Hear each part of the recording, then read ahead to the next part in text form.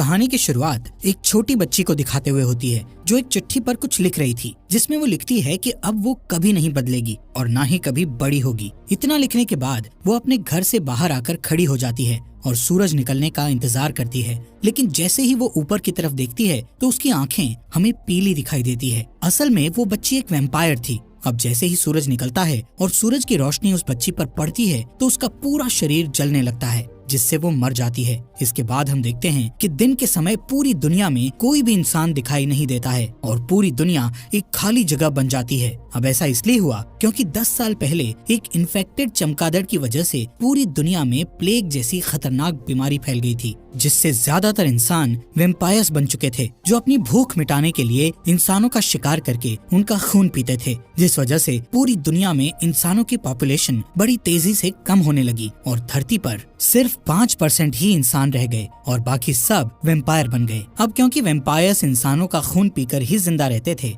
इसलिए इंसानों की पॉपुलेशन कम होने से वैम्पायर्स की भूख मिटाने के लिए इंसानी खून की कमी होने लगी थी। इसलिए वैम्पायर रिसर्चर्स वैम्पायर्स की पॉपुलेशन का पेट भरने के लिए इंसानी खून के जैसे ही खून बनाने में लगे हुए थे। वहीं कुछ अच्छे वैम्पायर्स भी थे जो इंसानों को बचाने के लिए लड़ाई लड़ रहे थे, क्योंकि वैम्पायर्स द्वारा इंसानों को पकड़कर लैब में अपनी खून की जरूरत पूरी करने के लिए पाला और मारा जा रहा था। यहाँ से सीन शिफ्ट होता है और हम रात का समय देखते हैं, जहाँ सड़कों पर फिर से लोग दिखने लगे थे। ये सभी वैम्पायर्स थे जो रात को ही बाहर निकलते थे। ये सारे वैम्पायर्स इंसानों की तरह ही जीते थे और रात होते ही अपने अपने काम पर चले जाते थे। यहाँ पर हम एक बूढ़े वैम्पायर को देखते हैं जो रास्ते से गुजर रहे कुछ वैम्पायर लोगों से ब्लड लेने के लिए उन पर अटैक करने की कोशिश कर रहा था, जिससे वो वैम्पायर्स उस बूढ़े वैम्पायर से डर रहे थे कि तभी वहाँ पुलिस आकर उसे बिजली के झटके देकर कंट्रोल करती है। वहीं हम डॉक्टर एडवर्ड डाल्टन को अपनी कार से अपने काम पर जाते हुए देखते हैं। डॉक्टर एडवर्ड ब्रोमली मार्क्स नाम के एक वैम्पायर की कंपनी में काम करता था। ब्रोमली की ये कंपनी दवा बनाने के साथ साथ वैम्पायर्स को ब्लड सप्लाई भी करती थी। एडवर्ड वहाँ सभी रिसर्चर्स का चीफ था। अब बिल्डिंग की सिक्योरिटी से गुजरने के बाद एडवर्ड एक रूम में जाता है, जहाँ इंसानों को पकड़कर मशीनों में जकड़ दिया जाता है और उनका खून निकालकर इस कंपनी के रिसर्चर उस खून पर एक्सपेरिमेंट करते हैं। असल में वो इंसानों के खून जैसा ही नकली खून बनाने की कोशिश कर रहे थे, जिससे वो उस नकली खून से वैम्पायर्स की भूख मिटा सकें, जिनमें उन रिसर्चर्स के साथ एडवर्ड भी शामिल था। असल में एडवर्ड भी एक वैम्पायर था, लेकिन उसे इंसानों को ऐसे मशीनों में कैद रखना बिल्कुल भी सही नहीं लगता था और वो अपने इस काम से बहुत दुखी था। इसलिए वो वैम्पायर होने के बावजूद भी इंसानों का खून नहीं पीता था और सिर्फ जानवरों का ही खून पीता था, वो भी कभी कभार। अब यहाँ से एडवर्ड अपनी लैब में जाकर ह्यूमन ब्लड के जैसा ही ब्लड बनाने की कोशिश करता है, लेकिन उसका ये टेस्ट फेल हो जाता है। इसके बाद वो इस कंपनी की मीटिंग में जाता है, जिसमें उसका बॉस यानी इस कंपनी का मालिक चार्ल्स ब्रोमली, उसी की लैब में काम करने वाला उसका साथी क्रिस्टोफर, सिटी कमिश्नर और एक आर्मी ऑफिसर शामिल होते हैं। अब इस मीटिंग में उन्हें पता चलता है कि जिन वैम्पायर्स को खून नहीं मिल रहा वो एक खतरनाक क्रीचर में बदल रहे हैं, जिनको वो सबसाइडर कहते थे। इंसानी खून न मिलने की वजह से उनके कान लंबे और सर आगे से सिकुड़ गया था और इतना ही नहीं, उनमें सोचने की शक्ति भी कम हो रही थी। ये सबसाइडर्स खून के लिए वैम्पायर्स पर भी अटैक करने लगे थे। इसीलिए फिल्म की शुरुआत में वो बूढ़ा वैम्पायर खून न मिलने से इतना आक्रामक बन चुका था, क्योंकि वो सबसाइडर में बदल रहा था। अब क्योंकि धरती पर ह्यूमन पॉपुलेशन सिर्फ 5% ही बची थी, इसीलिए कंपनी का मालिक उनको कहता है कि हमें जल्द से जल्द इंसानी खून जैसा खून बनाना होगा, नहीं तो खून की कमी की वजह से बाकी वैम्पायर्स भी सबसाइडर बन जाएंगे। मीटिंग के बाद ब्रोमली एडवर्ड को कुछ पर्सनल बात करने के लिए अपने ऑफिस में ले जाता है। वहाँ सर्व की गई कॉफी को ब्लड के साथ मिक्स देखकर एडवर्ड कॉफी पीने से मना कर देता है। इसके बाद ब्रोमली उसे बताता है कि उसे कैंसर हुआ था, लेकिन वैम्पायर बन जाने के कारण वो ठीक हो गया। वो कहता है कि उसकी बेटी वैम्पायर नहीं बनना चाहती थी, इसलिए वो घर से भाग गई थी। ब्रोमली एडवर्ड को कहता है कि मैं जानता हूँ तुम इंसानों को बचाना चाहते हो, इसलिए तुम्हें जल्द ही ह्यूमन ब्लड जैसा ब्लड बनाना होगा। इसके बाद एडवर्ड अपनी लैब में चला जाता है और अपने साथी क्रिस्टोफर के साथ ये सारी बातें डिस्कस करता है।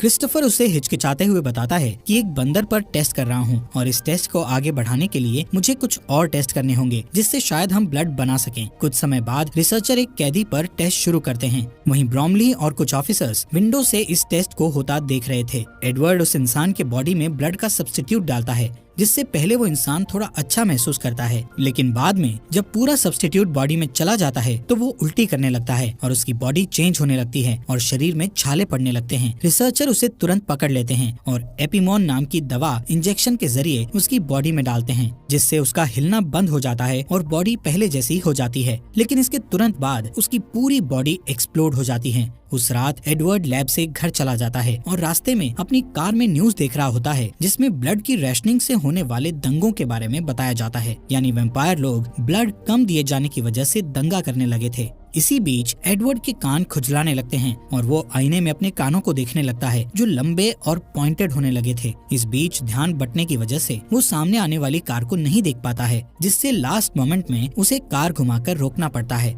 लेकिन वो दूसरी कार सड़क के किनारे लगे घेरे में टकरा जाती है। एडवर्ड हेल्प करने के लिए बाहर आता है, लेकिन उसके हाथ में एक तीर लगती है। तभी दूसरी कार से कुछ लोग बाहर आते हैं जो इंसान थे और उनकी लीडर ऑड्री बेनेट थी, जिसके पास एक क्रॉसबो नाम का हथियार था जो उसे वैम्पायर से प्रोटेक्ट करता था। उसी ने एडवर्ड पर तीर चलाया था, लेकिन अचानक वहाँ पुलिस कार की आवाज आती है। एडवर्ड उन इंसानों से कहता है कि वो लोग उससे न डरें, क्योंकि वो बस उनकी मदद करना चाहता था। फिर वो उन लोगों को अपनी कार में बैठने को कहता है। थोड़े हिचकिचाहट के बाद वो लोग मान जाते हैं। एडवर्ड अपने कार का डे प्रोटेक्शन सिस्टम ऑन कर देता है, जिससे सारी विंडोज ब्लैक हो जाती है और जैसे ही पुलिस आती है वो अपने हाथ में लगा हुआ एरो निकाल लेता है। जब पुलिस वाला उससे इंसानों के बारे में पूछता है तो वो इंसानों की गलत डायरेक्शन बताकर कहता है कि वो लोग भाग गए हैं। कार में ऑड्री को एडवर्ड का आईडी बैज मिलता है, जिससे उसे एडवर्ड का पेशा और उसका डेट ऑफ बर्थ पता चलता है। जब पुलिस चली जाती है तो वो लोग कार से निकलते हैं और ऑड्री एडवर्ड को बर्थडे विश करती है। फिर वो सब चले जाते हैं। कुछ समय बाद एडवर्ड घर पहुंचता है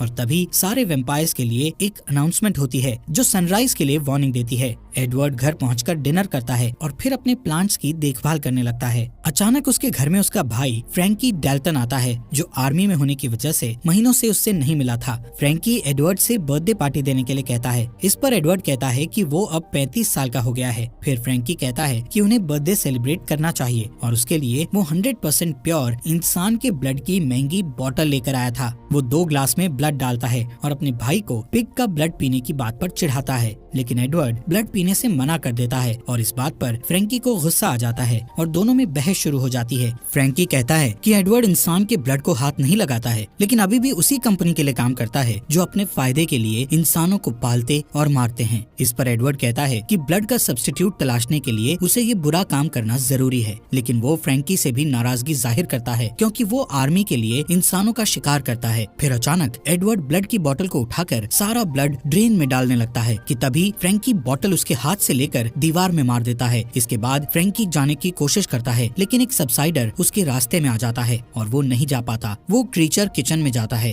और दीवार के ऊपर जो ब्लड था उसे चाटने लगता है और उसके बाद टेबल के ऊपर रखे ग्लास को भी चाटता है। इसी बीच फ्रैंकी एक चाकू उठा लेता है, जिससे सबसाइडर चौंक जाता है और फ्रैंकी को दीवार की तरफ धक्का देता है। फ्रैंकी ग्लास के टेबल पर गिर जाता है, जिससे टेबल का कांच टूटकर बिखर जाता है और कुछ सेकंड के लिए फ्रैंकी बेहोश हो जाता है। फिर सबसाइडर एडवर्ड की तरफ बढ़ता है। एडवर्ड एक स्टूल को उठाकर उसे रोकने की कोशिश करता है और साथ ही अपने भाई को होश में लाने के लिए उसका नाम लेकर पुकारता है। फ्रैंकी होश में आ जाता है और फिर चाकू को पकड़ता है। दोनों भाई सबसाइडर पर अटैक करने की कोशिश करते हैं, लेकिन वो जंप करके सीलिंग में लटक जाता है। इससे फ्रैंकी को चांस मिल जाता है और वो उसका सिर काट देता है। कुछ टाइम के बाद पुलिस मामले के बारे में जानने के लिए वहाँ पहुँचती है और कहती है कि अब सबसाइडर शहर में फैल चुके हैं। एक ऑफिसर को उस क्रीचर की एक रिंग मिलती है, जिससे एडवर्ड को पता चलता है कि वो एक लोकल माली था और उसे उसकी बॉडी में खुद के लगाए हुए जख्म भी मिलते हैं, जो खुद को खाने से हुए थे। अगले दिन सिक्योरिटी अलार्म बजने से एडवर्ड की नींद खुल जाती है और जब वो चेक करने के लिए लाइट ऑन करता है तो ऑड्री उसकी तरफ क्रॉसबो एम करके खड़ी दिखाई देती है। ऑड्री कहती है कि उसे ऐसे वैम्पायर की तलाश है जिस पर वो लोग भरोसा कर सकते हैं और इसके लिए उसे एडवर्ड बिल्कुल सही लगता है। वो उसे एक पेपर शीट देती है जिसमें एक मैप बना होता है। एडवर्ड मैप को देख ही रहा होता है कि अचानक एक आवाज आती है और एडवर्ड उस आवाज की तरफ मुड़कर देखता है और इस बीच ऑड्री चुपचाप चली जाती है। एडवर्ड जब उस आवाज को चेक करने जाता है तो पता चलता है कि आवाज फ्रैंकी की है। फ्रैंकी उससे ऑड्री के बारे में पूछता है। एडवर्ड उसे कुछ नहीं कहकर टाल देता है। उस रात न्यूज में पता चलता है कि जिन इन्वेस्टर्स ने रिसर्च करने के लिए ब्रॉमली को इंसान सप्लाई किए थे वो लोग अब और सप्लाई नहीं दे सकते थे। अगले दिन एडवर्ड काम पर जाता है और अपने बॉस से मिलकर उससे गारंटी मांगता है कि सब्स्टिट्यूट मिल जाने के बाद उन्हें इंसानों की सप्लाई की जरूरत नहीं पड़ेगी। इस पर ब्रॉमली कहता है कि ज्यादातर वेम्पायर सब्स्टिट्यूट के मिलने से खुश हो जाएंगे, लेकिन कुछ लोग ऐसे भी हैं जो रियल चीज की मांग करते हैं। इस पर एडवर्ड उसे याद दिलाता है कि उसकी बेटी भी उन्हीं लोगों में से एक है। इसके बाद एडवर्ड मैप को देखने के लिए अपने लैब में चला जाता है। जब सुबह होती है तो एडवर्ड अपने घर वापस नहीं आता और अपनी कार में लाइट प्रोटेक्शन ऑन करके मैप के बताए रास्ते से गांव की तरफ जाता है। वहाँ ऑड्री पहले से उसका वेट कर रही होती है। वो उसे बड़े से एक पेड़ के पास आने को कहती है। एडवर्ड अपनी कार ट्री के नीचे पार्क करता है और हैट और सनग्लासेस पहनकर कार से बाहर आता है। वो हमेशा सनलाइट से बचने के लिए सावधान रहता है। वहाँ उसे एक आदमी मिलता है जिसका नाम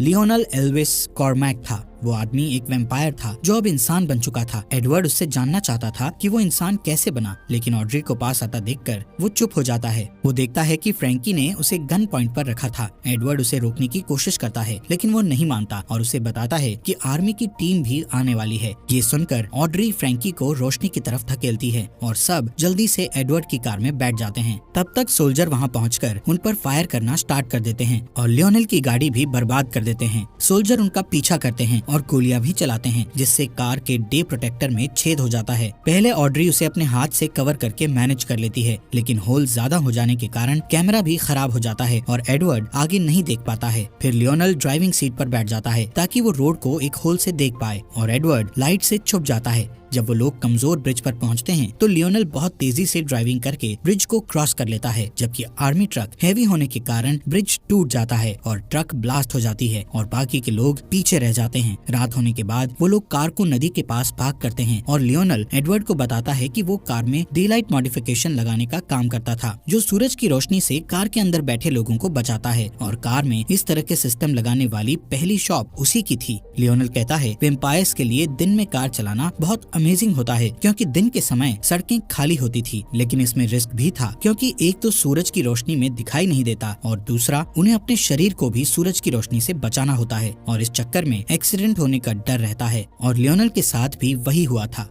एक दिन जब वो दिन के समय ड्राइविंग कर रहा था तो उसे कुछ दिखाई नहीं दे रहा था और उसने कुछ खाया भी नहीं था, इसलिए उसकी एनर्जी भी कम हो गई थी और कार गलती से रिवर फेंस में टकरा गई थी। क्रैश की वजह से वो कार के साथ रिवर में गिर गया था और रिवर में गिरने से पहले कार में आग लग गई थी। जब वो रिवर से बाहर आया तब वो वापस इंसान बन गया था। उसकी बात पूरी होने पर ऑड्री एडवर्ड से कहती है कि वो भी सेफ्टी के साथ ऐसी ही सिचुएशन पैदा करे ताकि वो फिर से इंसान बन सके। दूसरी तरफ कंपनी में ब्रॉमली अपनी बेटी के कुछ पिक्चर्स देख रहा होता है, तभी फ्रैंकी वहाँ आता है। ब्रॉमली उसे कहता है कि अगर एडवर्ड तुरंत वापस आ जाए तो उस पर कोई केस नहीं लगेगा। इस पर फ्रैंकी कहता है कि ब्रॉमली उससे जो कुछ भी करने को कहेगा वो करने को तैयार है। इस बीच एडवर्ड और उसके साथी इंसान कार में अपने घर जा रहे होते हैं। एडवर्ड बार बार ऑड्री की नेक को देखता है। ऑड्री ये नोटिस करती है और उसके पॉइंटेड ईयर्स को देखती है तो समझ जाती है कि उसे खून की प्यास लगी है। फिर वो अपना हाथ काटकर उससे निकलने वाले ब्लड को एक कप में इकट्ठा करती है और उसे पीने को देती है। एडवर्ड पहले तो मना करता है, लेकिन जब ऑड्री उससे कहती है कि वो अपने आसपास के इंसानों को सेफ देखना चाहती है तो वो ब्लड पी लेता है। कुछ घंटों के बाद वो लोग एक पुराने अंगूर के बागीचे में पहुंचते हैं जिसे विनयार्ड कहा जाता है। वहाँ एडवर्ड की मुलाकात कुछ और लोगों से होती है जिनका लीडर जार्विस नाम का आदमी होता है जो बचे हुए इंसानों को ढूंढने में उनकी हेल्प करता है। घर के अंदर जाने के बाद वो वेम्पायर पॉलिटिशियन वेस टर्नर से मिलता है जो ह्यूमन राइट्स के लिए लड़ता है और इंसानों की जान बचाने में हेल्प करता है।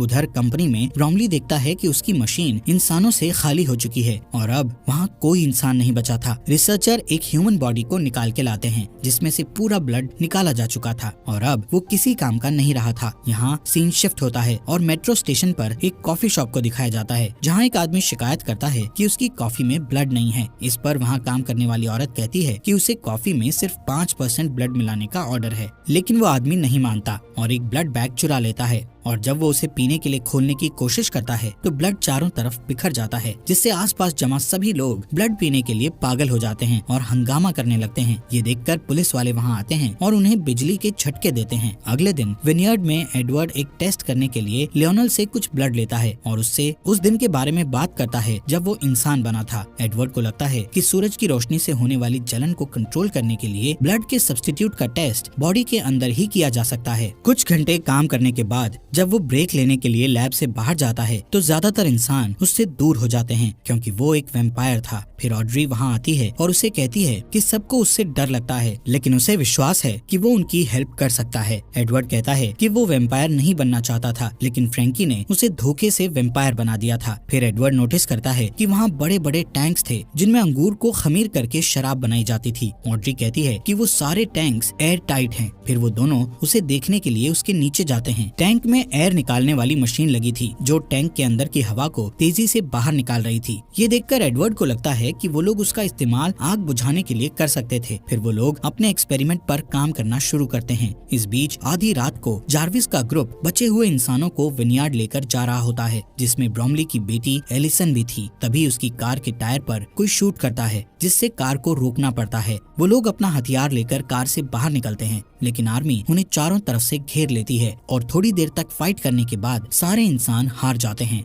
एलिसन विनयार्ड से कांटेक्ट करने की कोशिश करती है, लेकिन थकान से बेहोश हो जाती है। फ्रैंकी उसके हाथ से वॉकी टॉकी ले लेता है और लोकेशन का पता लगाने के लिए उस कॉल को ट्रैक करता है। उधर विनयार्ड में सारे इंसान अपना अपना सामान इकट्ठा करके अपनी कार में बैठ रहे होते हैं और सुरक्षित जगह जाने के लिए टर्नर को फॉलो करते हैं, लेकिन एडवर्ड वहीं रहना चाहता था क्योंकि उसे एक्सपेरिमेंट करना था। लियोनल और ऑड्री भी उसकी हेल्प करने के लिए रुक जाते हैं। इधर एलिसन को जब होश आता है तो वो खुद को अपने फादर के ऑफिस में पाती है और जब उसका फादर ब्रोमली आता है तो वो एक चाकू उठा लेती है। एलिसन अपने पिता से अपने दोस्तों को छोड़ देने के लिए कहती है। ब्रोमली कहता है कि वो उसे देखकर खुश है और उसे गले लगा लेता है। फिर कहता है कि वो उसके दोस्तों के लिए कुछ नहीं कर सकता है। इस पर एलिसन उसे धकेल देती है और डोर की तरफ भागती है, लेकिन एक सोल्जर उसे हिट करता है और वो बेहोश हो जाती है। ब्रोमली को रियलाइज होता है कि उसकी बेटी ने उसे चाकू मार दिया है। अगले दिन विनयार्ड में एक्सपेरिमेंट स्टार्ट होने वाला होता है। ऑड्री मॉनिटर्स को देखने का जिम्मा लेती है और लियोनल टैंक के नीचे एडवर्ड के साथ रहता है। एडवर्ड के चेस्ट में एक हार्ट मॉनिटर अटैच किया जाता है और उसे एक वेट ब्लैंकेट से कवर किया जाता है। प्रोसेस बहुत सिंपल होता है। वो लोग टैंक को ओपन करते हैं जिससे सनलाइट अंदर आती है और एडवर्ड जलने लगता है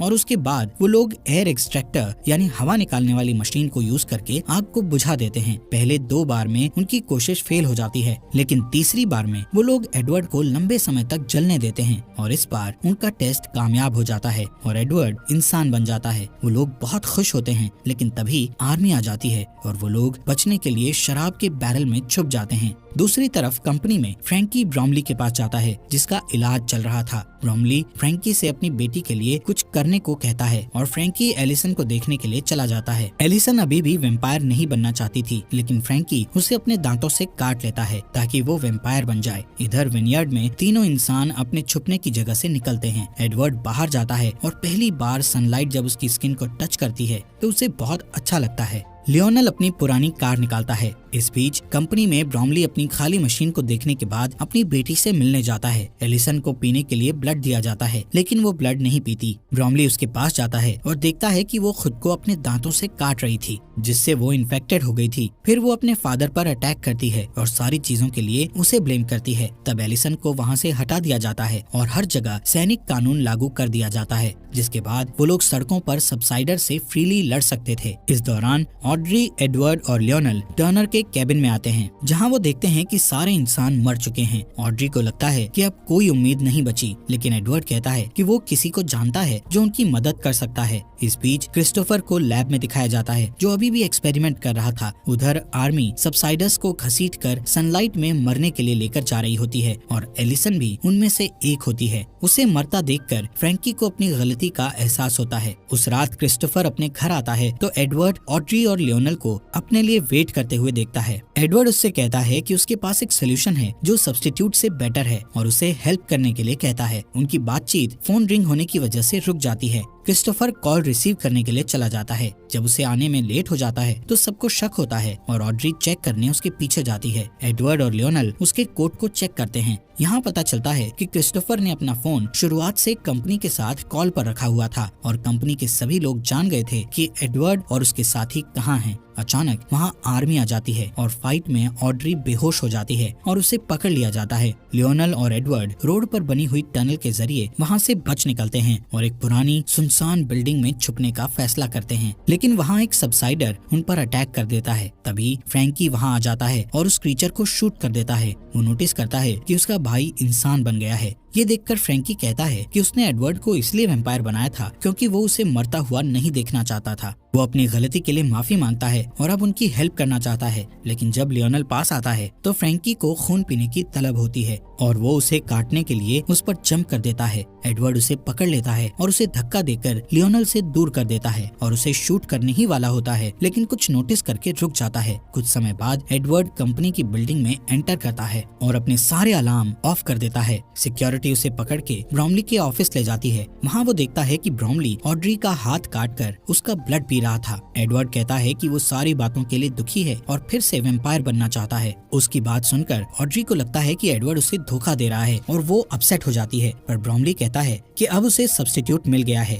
और इसलिए उसे एडवर्ड की जरूरत नहीं है और वो उसे बुजदिल कहता है। इस पर एडवर्ड ब्रॉमली से कहता है कि वो भी एक बुजदिल है जो अपनी खुद की बेटी को वैम्पायर में नहीं बदल पाया। इस बात से ब्रॉमली को गुस्सा आ जाता है और वो एडवर्ड को काट लेता है, लेकिन एडवर्ड कोई रिएक्शन नहीं देता क्योंकि ये एडवर्ड का प्लान था। अब ब्रॉमली इंसान में बदलने लगता है। फिर एडवर्ड को याद आता है कि फ्रैंकी भी ऐसे ही ह्यूमन में बदल गया था। इससे पता चलता है कि जो वैम्पायर ठीक होकर ह्यूमन बन चुके थे उनका ब्लड ही सोल्यूशन बन गया था। इतने में ब्रॉमली अलार्म प्रेस करके सिक्योरिटी को बुलाता है। तभी आर्मी ट्रक वहाँ पहुँच जाती है। सोल्जर अपनी गाड़ियों से बाहर आते हैं और डोर ओपन करके देखते हैं कि ब्रॉमली चेयर में बंधा हुआ है। सारे वैम्पायर पागल हो जाते हैं और उसका खून पीकर अपना पेट भरने लगते हैं। इस दौरान ऑड्री और एडवर्ड कुछ हथियार लेकर नीचे आते हैं और बिल्डिंग से निकलने ही वाले होते हैं, लेकिन बहुत सारे सोल्जर आकर उनका रास्ता रोक देते हैं। इतने में एक कार ग्लास डोर को तोड़ते हुए अंदर आती है, जिसमें लियोनल और फ्रैंकी बैठे होते हैं। वो सोल्जर्स को हिट करते हुए एडवर्ड तक पहुंच जाते हैं ताकि उसे बचा सकें, लेकिन जल्दी ही उन सबको वापस घेर लिया जाता है। फ्रैंकी एडवर्ड को वहां से जाने के लिए कहता है और सारे सोल्जर उस पर जंप कर देते हैं और उसे खाने लगते हैं। एडवर्ड को अपने भाई की मौत पर दुख होता है। तभी सिक्योरिटी वाले ऑड्री को अपने साथ ले जाते हैं और एडवर्ड उसे बचाने सिक्योरिटी रूम तक उन्हें फॉलो करता है, जहां बहुत स्ट्रगल के बाद वो वैम्पायर 2 गार्ड्स को मार देता है और तीसरे गार्ड को मारने में ऑड्री की मदद करता है। इसके बाद वो सिक्योरिटी कैमरा में देखता है कि फ्रैंकी को खाने वाले सोल्जर इंसान बन गए हैं और जो सोल्जर बचे हुए थे वो ह्यूमन सोल्जर पर अटैक करने लगे हैं। इसके बाद एडवर्ड और ऑड्री लॉबी में वापस आ जाते हैं। सिर्फ कुछ ह्यूमन सोल्जर ही बच पाते हैं। इसके बाद क्रिस्टोफर आता है और कुछ सोल्जर्स को शूट कर देता है। फिर वो एडवर्ड और ऑड्री को भी शूट करने वाला होता है, लेकिन अचानक एक एरो उसके चेस्ट पर लगती है और वो मर जाता है। ये एरो लियोनल ने उन्हें बचाने के लिए चलाया था। फिर ऑड्री उसे हक करती है। एडवर्ड अपने भाई की बॉडी और सूरज की रोशनी को अंदर आते हुए देखता है। फिर वो तीनों लियोनल की कार में बैठ जाते हैं और एडवर्ड कहता है कि अब उनके पास क्योर है और वो अब सबको पहले जैसा कर सकते हैं। इसी के साथ ये मूवी खत्म हो जाती है। दोस्तों, हमारे फॉक्स एक्सप्लेनर हिंदी चैनल को सब्सक्राइब करना मत भूलना।